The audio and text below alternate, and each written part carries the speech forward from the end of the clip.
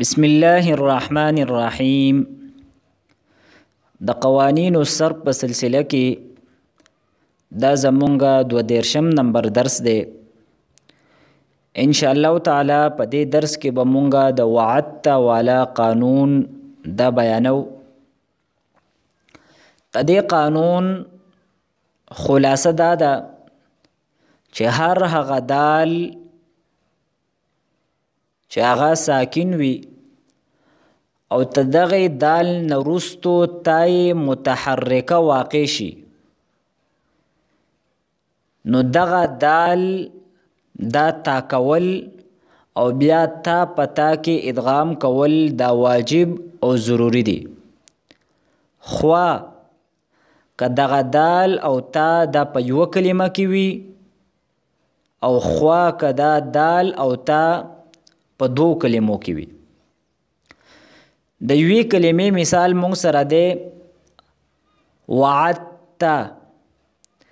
وعدت دا په اصل کې دی وعدت.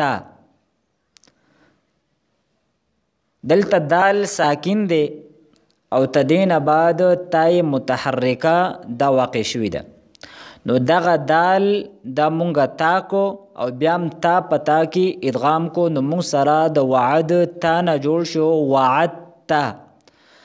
او د 2 کلمو مثال مونږ سره دی قد تبین. دا په اصل کې دی قد تبین. قد ځان له کلمه ده او تبین ځان له کلمه ده.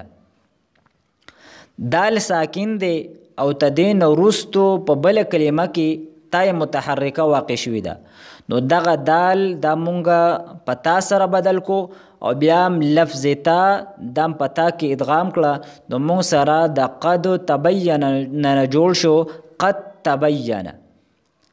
تدې قانون د پاره یو شرط دی او هغه شرط دا دی چې دغه تای متحرکه د باب افتعال تا نوي.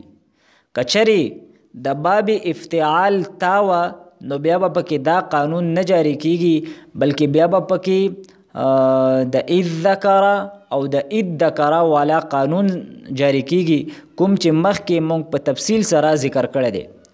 د هغې مثال دا دی لکه ادغامه. ادعامه دا په اصل کې دی اید تغامه. ادغامه دا په اصل کې دی اید تغامه. بروزن افتعال د باب افتعالنا د واحد مذکر غائب صيغه ده، نو دلته دال ساکن دی او تدینا ورستو متصل تای متحرکه راغلی ده، لیکن دا تای متحرکه دا د باب افتعال تا ده، لہذا پدې کې به دا قانون نه جاری کیږي، بلکې پدې کې به د اذ ذکر او د اذ ذکر قانون جاری کیږي.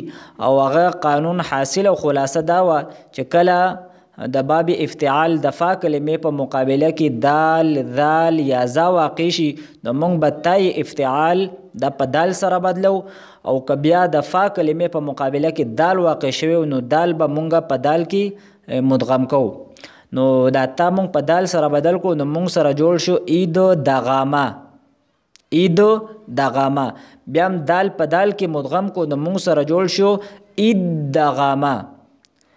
نو تدې قانون حاصل او خلاصه دا شوه چې هر هغه دال چې هغه ساکن وي او تدین بعد تای متحرکه واقع شي، لیکن شرط دا دی چې دغه تای متحرکه د باب افتعال تا نوي، نو دغه دال تا کول او بیا تا پتا کې ادغام کول دا واجب او ضروری دی.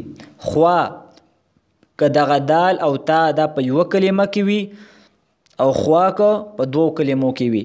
وآخر دعوانا ان الحمد لله رب العالمين.